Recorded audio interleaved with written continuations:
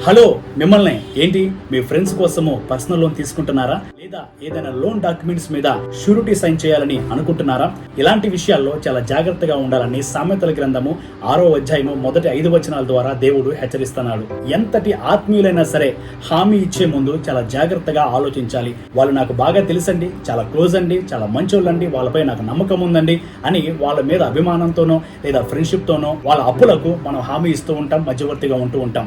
ఇది మనల్ని లేనిపోని చిక్కుల్లోకి, ఇబ్బందుల్లోకి తీసుకెళ్లిపోతుందని దేవుడు హెచ్చరిస్తున్నాడు. రేపటి రోజున వాళ్ళు ఈ అప్పులు చెల్లించకపోతే ఆ ఈఎంఐలన్నీ మనం కట్టుకోవాల్సిన పరిస్థితి ఏర్పడుతుంది. వాళ్ళ సమస్య మన సమస్యగా మారుతుంది. మనం చేసిన ఒక్క సంతకము, ఒక్క మాట, ఒక్క హామీ వల్ల మనకు నిద్ర సరిగ్గా పట్టదు, మనశ్శాంతిని కోల్పోతాము, మన జీవితము ఒత్తిడితో నిండిపోతుంది.